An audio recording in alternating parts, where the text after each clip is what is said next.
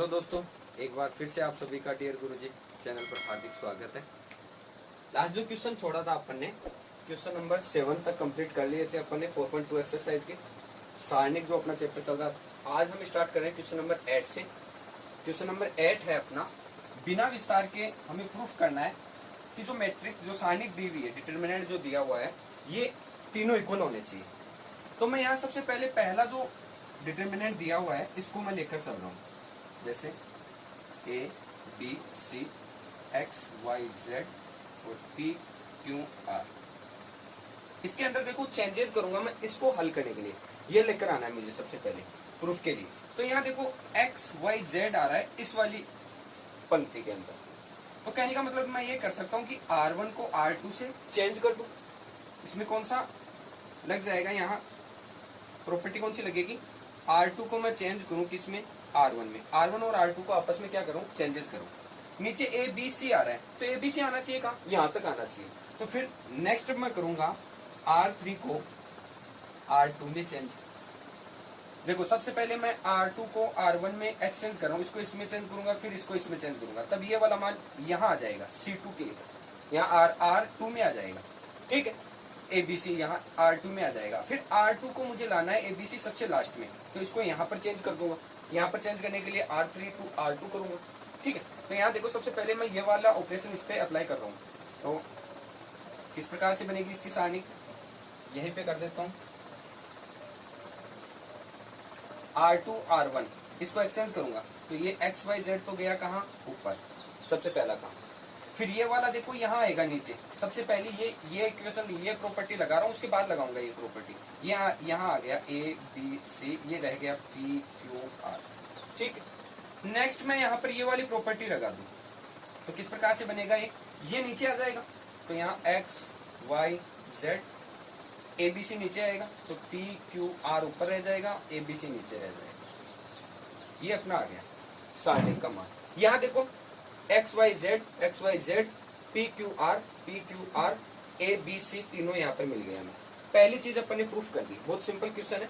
इसकी नेक्स्ट जो स्टेप होगी उसके अंदर देखो क्या करेंगे, यहाँ से इसका कंपेयर करेंगे।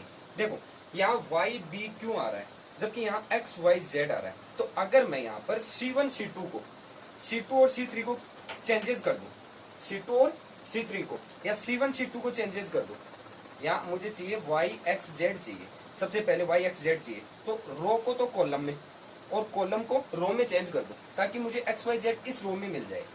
इसलिए यहाँ पर जो स्तंभ है इसके रूप में एक्स वाई जेड मुझे यहाँ मिल जाए। तो सबसे पहले मैं अप्लाई कर रहा हूँ, स्तंभ को पंक्ति व पंक्ति को स्तंभ में चेंज। यहाँ देखो यहाँ पर मैं R1 R2 लगा रहा हूँ। इस R1 R2 के अंदर जैसे आप पहली प्रॉपर्टी को, यहाँ जो पहला जो R1 है इसको R2 में कन्वर्ट करोगे तो माइनस का 1 आएगा यहाँ पर। ठीक है, मैंने यहाँ लिखा नहीं है।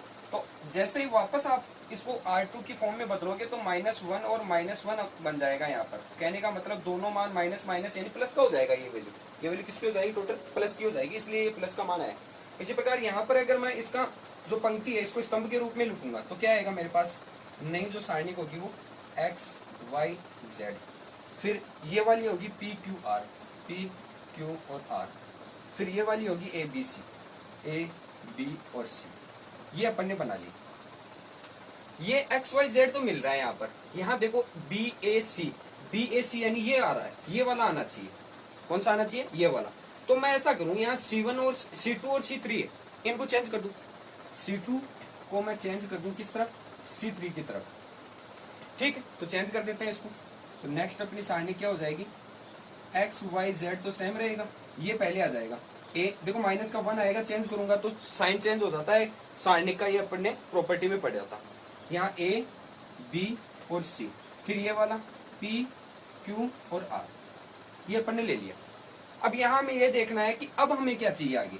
नेक्स्ट अपन को चाहिए देखो एक्स वाई जेड के बाद में बी वाई बी क्यू चाहिए, वाई बी क्यू चाहिए, वो ऊपर चाहिए। वाई बी क्यू कहाँ चाहिए, ऊपर चाहिए, ये वाला ऊपर चाहिए।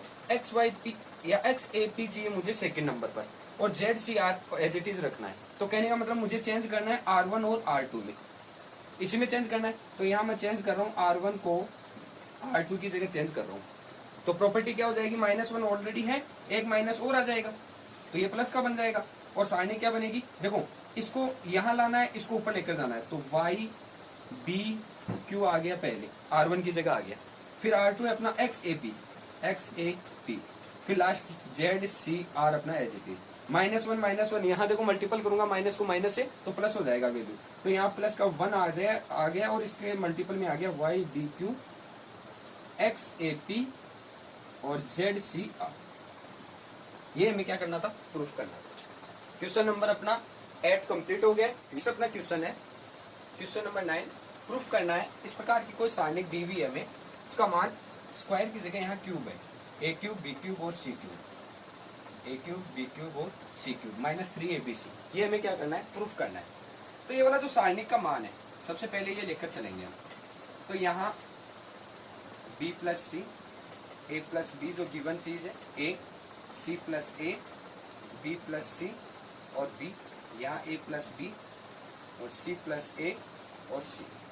इस प्रकार का जो मैट्रिक्स है या सारणी को दी हुई है हमें, सबसे पहले इसमें ऐसा करेंगे, जो R1 वैल्यू है यहाँ हमने 0 0 1 0 0 इस प्रकार के कुछ मैट्रिक्स बन जाए, या 00 या यहाँ दो जीरो मिल जाए, तो हमें डायरेक्ट यहाँ से जो सोल्यूशन होगा उससे सारणी का मान हम आसानी से निकाल सकते हैं। तो यहाँ हमें सबसे पहले इनको जीरो करने के लिए इन सभी के लिए R1 R2 R3 को ऐड करना पड़ेगा। तो यहाँ मैं कर रहा हूँ, देखो R1 प्लस R1 के लिए कर रहा हूँ R1 plus R2 plus R3, तीनों का ऐड कर रहा हूँ। तो यहाँ सबसे पहले इसका इसमें ऐड किया, देखो C प्लस सी 2C, फिर इसको इन तीनों को ऐड करूंगा, तो देखो B और B तो हो गया 2B, A और A 2A, C और C 2C, तो कहने का मतलब 2A plus 2B plus 2C बनेगा। नेक्स्ट इसमें चलेंगे, तो A और A 2A, B और B 2B, C और C 2C, ये भी सेम रहेगा 2A plus 2B plus 2C। Next इसमें इन तीनों को जोड़ूंगा A B C, A plus B plus C। ये जो सेकंड R2 और R3 है वो एज इट इज रहेगा, C plus A plus B, next यहाँ पर B plus C plus A, B और C, ये सेम रहेगा। अब देखो यहाँ पर इन सब के अंदर जो R1 है, इसके अंदर A plus B plus C, A plus B plus C, A plus B plus C common आता है। तो मैं यहाँ क्या कर रहा हूँ, R1 में A प्लस बी प्लस सी को कॉमन ले रहा हूँ। कॉमन लेने पे देखो क्या होगा, A प्लस बी प्लस सी तो आ गया बाहर, यहाँ वैल्यू बची 2, यहाँ देखो 2 आएगा, दोनों सब में कॉमन 2 भी आता है। A B और C को कॉमन लेंगे, तो यहाँ सब में क्या कॉमन आता है, 2 कॉमन आता है, यहाँ पर भी 2 कॉमन आता है, यहाँ केवल 1 कॉमन आता है। तो यहाँ 2 बच गया, यहाँ 2 बच गया, और यहाँ क्या बच गया, A प्लस बी प्लस सी की जगह 1 बच गया, क्योंकि टोटल का टोटल क्या आ गया, बाहर आ गया। तो वैल्यू बच गई 2 प्लस 2 और 1। Next C plus A as it is, B plus C as it is, B और C plus A plus B, sorry A plus B, C plus A और C। ये इस प्रकार की सारणी हमें प्राप्त हो गई वापस से। अब यहाँ देखो हम मिल करेंगे किसमें, अगर मैं C1 में से C2 घटा दूं तो 0 हो जाएगा, यहाँ इसको 2 से मल्टीपल करके इसमें से घटा दूं तो ये भी 0 हो जाएगा। तो कहने का मतलब C1 तो मैं लूंगा C1 माइनस C2, डायरेक्ट घटाते ही 0। और फिर C2 किस प्रकार से लूंगा, C2 को लूंगा मैं C2 minus 2 into C3, 2 into C3, इसको 2 से मल्टीपल करके इसमें से घटाऊंगा, ये भी 0 हो जाएगा। तो नेक्स्ट अपनी सारणिक जो बनेगी वो देखो 2 में से 2 गया 0, फिर C plus A minus B plus C करूंगा, C से C कट जाएगा, A माइनस B बच जाएगा, माइनस करना है इसलिए A plus B minus C plus A। तो देखो A प्लस बी में ये घटाऊंगा तो ये दोनों माइनस के होंगे, A से A cancel, B minus C बच गया। नेक्स्ट मुझे देखना है ये वाला C2 को करना है 2C3, 2 से मल्टीपल करके इसमें से घटाऊंगा, 0 बन गया। 2 से मल्टीपल करके इसमें से घटाया 2B माइनस के 2B में से प्लस का B गया, तो कितना बच गया, माइनस का B, और C माइनस B यहाँ पर शेष रह गया। माइनस करके देख लेना, यहाँ C plus A minus 2C में से एक C गया तो माइनस का C बच गया, तो A माइनस C यहाँ पर आ जाएगा। नेक्स्ट ये एज इट इज 1B और C।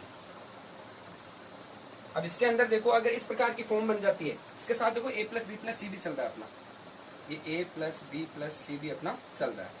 नेक्स्ट अपना a plus B plus C as it is, और जो सारणिक है वो यहाँ पर देखो अगर इस प्रकार का प्रारूप बन जाता है हमारे पास में, तो उसके लिए क्या करते हैं, देखो इसको छोड़ देते हैं, बाकी जो वैल्यू है उसको मल्टीपल करके हल कर लेते हैं। किसके किसके सापेक्ष होगा, जो ये C3 है इसके सापेक्ष होगा। प्रसार किसके सापेक्ष होगा, C3 के सापेक्ष। तो यहाँ मैं C3 के सापेक्ष प्रसार कर रहा हूँ, तो जो वैल्यू है वो किस प्रकार से बनेगी यहाँ पर, a minus C into A minus B, A minus B into A minus C, minus B minus C into C minus B, B minus C into C minus B. इस प्रकार की क्या बनेगी हमारी, जो C3 के सापेक्ष हम जो प्रसार कर रहे हैं वो बनेगा। अब इसको क्या कर लेंगे, मल्टीपल कर लेंगे। a plus B plus C as it is चल रहा है, a को a से किया a स्क्वायर, a को c से किया माइनस का ac, b को इससे किया माइनस का ab, b को c से किया प्लस का bc। फिर देखो माइनस आएगा, ये माइनस आएगा, b को c से किया तो माइनस का bc, फिर ये माइनस का b और ये वाला माइनस का b, तो b स्क्वायर होगा किसका, ये देखो होगा वैसे माइनस का, मल्टीपल करेंगे तो माइनस का होगा, लेकिन एक माइनस बाहर भी है तो किसका हो जाएगा, प्लस का b स्क्वायर। नेक्स्ट अपन चलेंगे, c को c से मल्टीपल करेंगे, माइनस का c स्क्वायर होगा, लेकिन यहाँ माइनस ऑलरेडी है तो प्लस का c स्क्वायर हो जाएगा।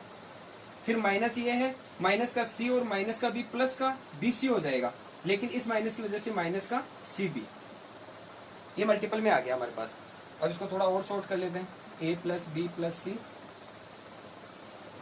ए square plus B square plus C square minus A B, ये रहा, माइनस बी सी प्लस का बी सी, देखो प्लस का बी सी और माइनस का बी सी कैंसिल, ये माइनस का बी सी बच रहा है यहाँ पर, ये दोनों कैंसिल, माइनस का बी सी और माइनस का ए सी। कंप्लीट वैल्यू यही बची है हमारे पास, ए स्क्वायर बी स्क्वायर सी स्क्वायर अपन ने ले लिया, ए सी या ए बी बच गया मेरे पास में, ये रहा ए बी, माइनस का बी सी, ये रहा माइनस का बी सी या सी बी, और फिर माइनस का ए सी, ये रहा ए सी। ये सभी चीजें अपन ने यहाँ पर ले ली है। ये किसकी फॉर्म बन रही है, ये बन रही है अपनी a cube b cube c cube, b cube plus c cube minus 3a b c की फॉर्म बन रही है, जो कि अपना क्या है, RHS वैल्यू। इस प्रकार से क्वेश्चन नंबर 9 अपना कंप्लीट हो गया। नेक्स्ट अपना क्वेश्चन है क्वेश्चन नंबर 10। सारणिक कुछ इस प्रकार से दी हुई है, इसका मान डिफाइन करना है। बहुत इजी क्वेश्चन है एकदम। यहाँ हमें थोड़ा सा ध्यान रखना है कि जो स्क्वायर दिया हुआ है इसको सबसे पहले तो ओपन कर लेते हैं, 1 4 3 सॉरी 9। नेक्स्ट अपना 4 9 16 9 16 25 इस प्रकार की जो है सारणिक बनेगी। फिर नेक्स्ट अपन अगर इसको हल करेंगे तब देखो क्या करेंगे, ये वाला मान हमें चाहिए 1, बाकी ये दोनों चाहिए क्या, 0। तो इसको देखो मैं कौन सी प्रॉपर्टी लगा रहा हूँ इसमें, यहाँ मैं सबसे पहले C2 को 0 करना है मुझे, तो C2 को मैं क्या लिखूंगा, C2 माइनस 4C1, 4C1। 4 को इससे मल्टीपल करके इसमें से घटाऊंगा तो 0 हो जाएगा। और C3 जो अपना है इसमें से मैं क्या करूंगा, C3 minus 9 into C1, 9 into C1 कर दूं, तब ये वाला भी इसमें से क्या हो जाएगा, 0 हो जाएगा। तो सबसे पहले प्रोसेस ये वाली लगा रहा हूँ, 149 as it is, 149 as it is. फिर ये वाला है तो इसमें देखो 0 बन जाएगा, C2 माइनस 4C1, इसको 4 से मल्टीपल किया, इसमें से घटाया 0 हो गया। इसको देखो 4 से मल्टीपल किया तो 16, 9 माइनस 16 किया तो माइनस के 7, ठीक है। फिर देखो इसको 4 से किया 36, और माइनस यहाँ माइनस लिख के 36 करूंगा तो 16 माइनस 36 कितना बच गया, 20, किसका, माइनस का। सेम प्रोसेस करूंगा C3 के लिए, तो देखो ये 9 इसको मल्टीपल किया 0, C3 माइनस 9C1, इसको 9 से मल्टीपल किया, इसमें से घटाया 0, इसको 9 से किया 36 माइनस का 20, और यहाँ 9 से किया मल्टीपल 9 से 81, माइनस इसके माइनस करूंगा 25 में से करूंगा, 25 माइनस 81 करूंगा, तो इसमें से लेस कर किया अपन ने 25, तो 4 6 और 7 5 56, किसका, माइनस का। अब देखो C1 के सापेक्ष में प्रसार कर सकता हूं यहाँ पर, क्योंकि यहाँ 0 0 बन रहा है। C1 के सापेक्ष या R1 के सापेक्ष प्रसार कर दो, R1 के सापेक्ष करूंगा तब सही रहेगा, क्योंकि ये वाला जो R1 है यहाँ 0 0, बाकी वैल्यू 0 होगी, सिर्फ 1 का मान निकलेगा यहाँ पर। वन की वैल्यू डिफाइन होगी यहाँ पर। तो मैं कर रहा हूं यहाँ पर R1 के सापेक्ष प्रसार।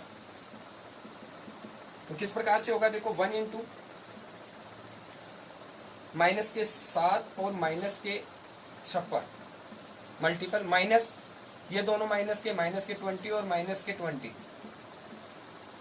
इसको इससे मल्टीपल किया 2 4 और 39, किसका, माइनस माइनस प्लस का, ये माइनस ये माइनस ये माइनस हो गया प्लस, 20 को 20 से मल्टीपल किया 400 में से 392 लेस किया तो माइनस के कितने बच गए, 8 बच गए मेरे पास।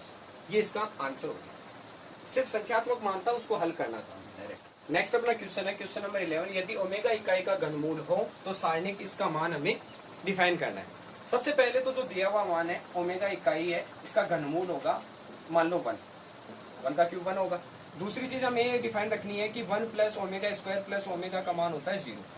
वेल डिफाइंड चीज है, इन दोनों का मान हमें पता होना चाहिए। इसका मान तो होता है 0 के इक्वल, और दूसरा ये जो बोर्ड है क्वेश्चन में वो हमें एज इट इज लेना है।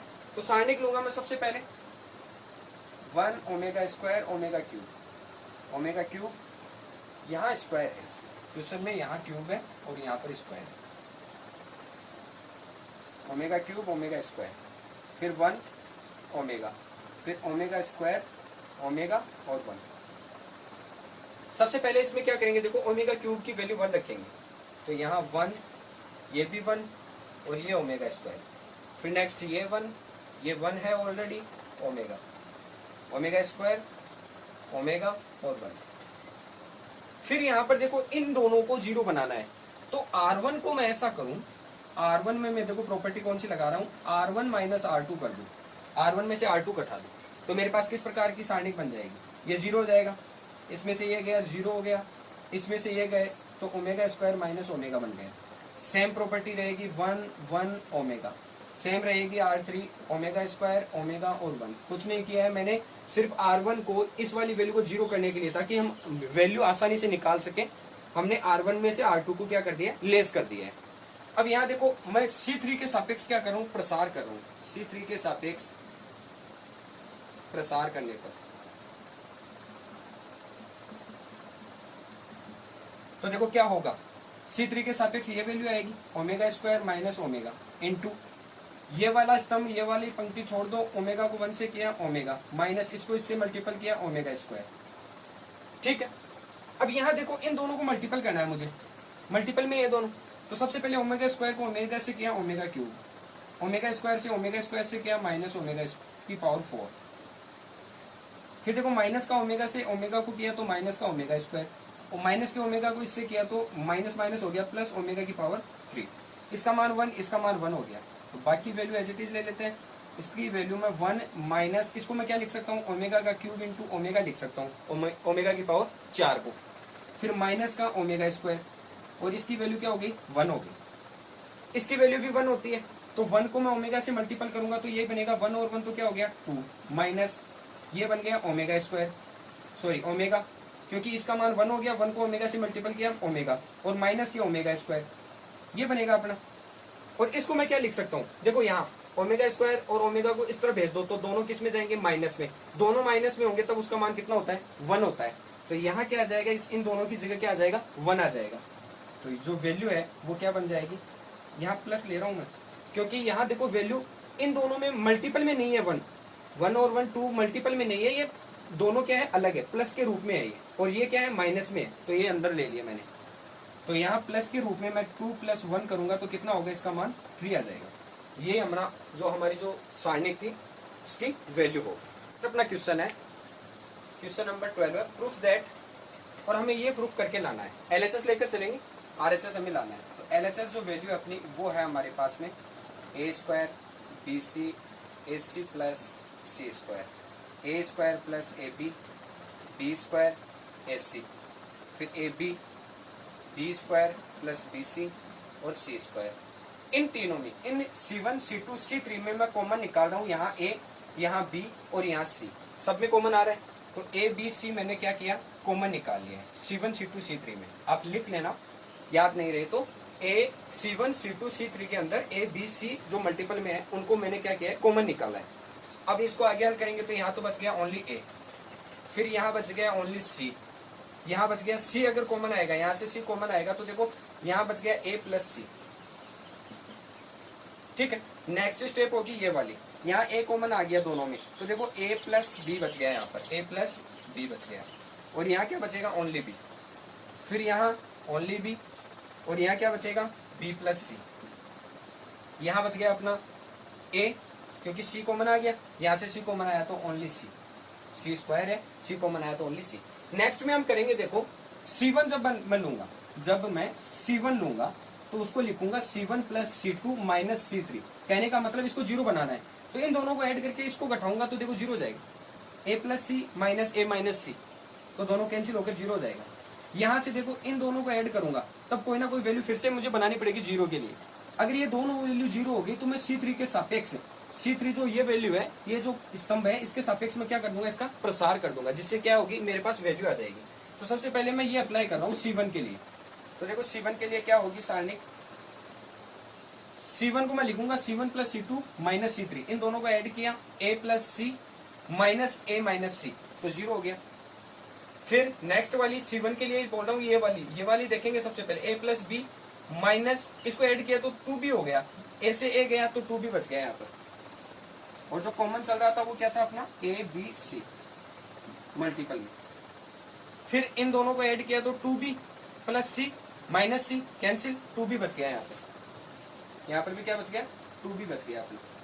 फिर नेक्स्ट C2 के लिए कोई प्रोसेस नहीं है, C2 एज इट इज, इसको भी as it is, C B और B plus C, A plus C, A और C। नेक्स्ट अपना होगा देखो यहाँ पर मेरे को जीरो बनाना है, तो R2 में से R3 को मैं क्या कर दूं, घटा दूं, डायरेक्ट घटाते ये जीरो हो जाएगा। मैं R2 के लिए प्रोसेस कर रहा हूँ, R2 माइनस R3 कर रहा हूँ, तो क्या होगा जीरो हो जाएगा ये वाली वैल्यू। तो ऑलरेडी ए बी सी अपना मल्टीपल में चल रहा है, ये zero c a c as it is a plus c. फिर ये वाला देखो इसमें से ये गया जीरो, इसमें से ये गया तो माइनस के बी से प्लस के बी कैंसिल, और ओनली माइनस का सी बच जाएगा यहाँ। फिर इसमें से ये गया, इसमें से ये गया तो ए माइनस सी। नेक्स्ट 2b b प्लस सी, 2b b प्लस सी और c एज इट इज। अब मैं यहाँ C3 के सापेक्ष इसका क्या कर दूंगा, प्रसार कर दूंगा। क्या कर रहा हूं, C3 के सापेक्ष प्रसार, तो वैल्यू किस प्रकार से बन जाएगी। अब इसका प्रसार ओपन करूंगा तो देखो क्या दिया हुआ अपने को, ABC ऑलरेडी है हमारा, इंटू 2b के सापेक्ष, C3 के सापेक्ष प्रसार कर रहा हूं, ये दोनों जीरो, 2b इंटू, अब ये वाली पंक्ति, ये वाला स्तंभ छोड़ देंगे, a माइनस सी को c से मल्टीपल किया, c इंटू ए माइनस सी, फिर माइनस, फिर ये वाला आएगा तो ये माइनस और ये माइनस, सूत्र वाला क्या हो जाएगा प्लस, c इंटू ए प्लस का c। अब इसको क्या कर लूंगा, अंदर मल्टीपल कर लूंगा, a b c अपना ऑलरेडी चल रहा है, c को a से किया ac, c को c से किया c स्क्वायर, प्लस c को a से किया ac, और साथ में देखो 2b भी चल रहा है यहाँ पर, और c को c से किया तो देखो माइनस का c स्क्वायर, और ये वाला सारा का सारा 2b के क्या चल रहा है, मल्टीपल में चल रहा है, c स्क्वायर से c स्क्वायर कैंसिल हो गया, ac प्लस ac 2ac हो गया, ये 2b, इसको मैं यहाँ लिख लेता हूँ a b c into 2b into 2ac, 2 को 2 से मल्टीपल किया 4ab और इंटू abc, तो देखो 4a स्क्वायर b स्क्वायर और c स्क्वायर अपना जो RHS था वो अपने डिफाइन कर लिया है। देखो 2 को 2 से किया 4, a b c को a b c से किया तो a square b square c square, जो हमें क्या करना था, प्रूफ करना था। नेक्स्ट अपना क्वेश्चन है, लास्ट क्वेश्चन, क्वेश्चन नंबर 13। यदि सारणिक डेल्टा का मान कुछ इस प्रकार से दिया हुआ हो, में a1 b1 c1 कैपिटल की बात करा है, यदि क्रम से a b c a1 b1 c1 इसी प्रकार आदि के सह खंड हो, तो हमें प्रूफ करना है कि डेल्टा स्क्वायर की वैल्यू कुछ इस प्रकार से होगी, ये हमें प्रूफ करना है। तो यहाँ सबसे पहले मैं कुछ मानकर चलना पड़ेगा, क्योंकि डेल्टा के लिए डेल्टा के साथ में डेल्टा का स्क्वायर आ रहा है, इसका मतलब कुछ ना कुछ डेल्टा की जगह मानना पड़ेगा हमें। तो माना सबसे पहले डेल्टा डैश मानकर चल रहा हूं, कोई वैल्यू ये वाली a1 b1 c1 और a2 b2 c2 a3 b3 और c3, और इसका मैं मल्टीपल कर रहा हूं किसके साथ, डेल्टा के साथ। अगर इसका मल्टीपल करूंगा डेल्टा के साथ तो डेल्टा इंटू डेल्टा डैश लिखूंगा और उसका मान किस प्रकार से होगा A1 B1 C1, फिर देखो A2 B2 C2 A3 B3 C3, इसका मल्टीपल लूंगा किसके साथ, इसके साथ A1 B1 C1 A2 B2 C2 A3 B3 C3। यहाँ क्वेश्चन में आपको एक संकेत भी दिया हुआ है, लेकिन एग्जामिनेशन हॉल में संकेत नहीं आएगा, आपको डायरेक्ट क्वेश्चन पूछेगा। इसके लिए हमें पता रखना होगा कि इस प्रकार के क्वेश्चन को हमें किस प्रकार से हल करना है। तो सबसे पहले तो देखो इसकी जो पंक्ति है, इसका मल्टीपल का जो हमारी जो प्रॉपर्टी है वो चेंजेस करनी पड़ेगी। इसकी जो पंक्ति है उसको मल्टीपल करेंगे इसकी पंक्ति से, प्रत्येक पंक्ति से। इसको इससे किया, फिर इसको इससे किया, फिर इसको इससे किया, इस प्रकार से इसको मल्टीपल करेंगे। तो देखो किस प्रकार से बनेगी ये matrix, delta into delta dash equal to, सबसे पहले A1 को A1 से किया, A1 A1 plus B1 B1 plus C1 into C1, फिर नेक्स्ट होगी ये वाली A1 into A2 plus B1 B2 plus C1 C2। Same process इसमें नीचे वाली से A1 small A1 A3 small B1 B3 small C3 या C1 इंटू C3। ये अपनी क्या बनेगी, मैट्रिक्स बनेगी कुछ इस प्रकार से। प्रत्येक वैल्यू को इसी प्रकार से हमें क्या करना है, मल्टीपल करना है। A2 को कंप्लीट वैल्यू से मल्टीपल करके आऊंगा तो A2 A1 plus B2 B1 plus C2 C1, फिर नेक्स्ट होगी A2 plus B2 B2 plus C2 C2, फिर नेक्स्ट होगी ये वाली इससे तो A2 A3 plus B2 B3 plus C2 C3। Next होगी ये वाली मल्टीपल इन तीनों से तो A3 A1 plus B3 B1 plus C3 C1। Next होगी A3 A2 plus B3 B2 plus C3 C2, फिर ये वाली इससे होगी तो A3 plus B3 plus C3 C3, इस प्रकार की मैट्रिक्स बनेगी। अब इसमें देखो थोड़ा सा हमें ध्यान रखना है, ये वाली जो मैट्रिक्स है A11 B1 B1 C1 C1 A22 B22 C22 A33 B33 C33, इसका मान तो होगा एज इट इज, ये तो मान होता है, सारणिक का मान होता है, अपने डिफाइन भी किया था ये सब तो। लेकिन इनके अदर जो भी वैल्यू है उनका मान क्या होता है, 0 होता है। इन सभी का मान क्या होता है, इसका और ये वाला, इसका मान क्या होता है, 0 होता है। तो यहाँ ये वाला तो मान एज इट इज रख लेंगे, delta dot delta dash is equal to A11। अच्छा, इस चीज को हम लिखेंगे किस प्रकार से, इस चीज को हम लिखेंगे, देखो डेल्टा का मान है ये किसका मान होता है, डेल्टा का। अपने बेसिक में पढ़ा था, जो प्रॉपर्टीज थी उसको डायरेक्ट सॉल्यूशन था इस रूप में, A1 11 के रूप में, 11 22 के रूप में, इस प्रकार से लिखा था। तो इसका मान देखो किसके रूप में आएगा, डेल्टा के रूप में आएगा, इसका डेल्टा के रूप में। तो ये तो हो गया अपना डेल्टा, फिर ये 0 ये 0, क्योंकि अदर जो भी 11 के अतिरिक्त जो भी वैल्यू है 22 जैसे 23 33 ये सेम वैल्यू होगी जो इकाई मैट्रिक्स के रूप में आ रही है। ये वाली वीकेंड जो समान आ रहा है वो तो हमें रखना है एज इट इज, बाकी वैल्यू को क्या कर देंगे, 0 होगी, क्योंकि ये अलग अलग वैल्यू है, अलग अलग इसके अवयव है, और जो सेम अवयव है उनका मान कुछ ना कुछ निकलेगा, तो इस डेल्टा के रूप में इसका मान आएगा। तो ये हो गया 0 और 0 0 0 और डेल्टा। इनके अतिरिक्त कोई भी सारणी के अंदर कोई भी वैल्यू जो है वो समान नहीं है, उन सभी का मान क्या आएगा, 0 आएगा। अब हम क्या करेंगे, देखो इसका प्रसार करेंगे किसके सापेक्ष, ये R1 के सापेक्ष कर लो, या तो इस तरफ से, या फिर इनमें से पहले डेल्टा कॉमन ले लें ताकि हमें आसानी रहे। तो डेल्टा कॉमन लेने पर किसमें से, मल्टीपल में R1 R2 R3 तीनों में से डेल्टा कॉमन लेंगे। डेल्टा कॉमन लेंगे तो देखो delta dot delta dash is equal to delta cube आएगा कॉमन। यहाँ क्या बच गया, 1 0 0 0 1 0 0 0 1। अब इसका देखो R1 के सापेक्ष में क्या कर दूं, प्रसार कर दूं, तो क्या होगी वैल्यू R1 के सापेक्ष, R1 के सापेक्ष प्रसार। तो किस प्रकार से होगी, देखो delta dot delta dash is equal to होगा डेल्टा का क्यूब इंटू 1 इंटू 1 इंटू, देखो ये वाला रहने देंगे, 1 को 1 से किया, 1 माइनस 0 कितना होगी वैल्यू 1 आएगी। तो कहने का मतलब delta dot delta dash equal to होगा डेल्टा क्यूब।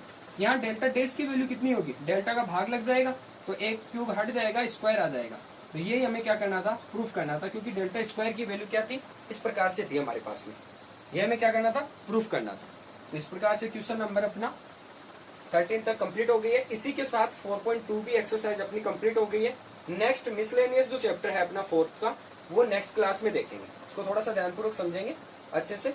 अगर आपको फिर भी किसी भी क्वेश्चन में या किसी भी स्टेप में प्रॉब्लम है तो आप मुझे कमेंट बॉक्स में क्वेश्चन नंबर डालें, मैं आपको PDF सेंड कर दूंगा, अवेलेबल करवा दूंगा। अगर वीडियो अच्छा लगा, क्लास अच्छी लगी तो लाइक, शेयर और चैनल को सब्सक्राइब जरूर करें। धन्यवाद।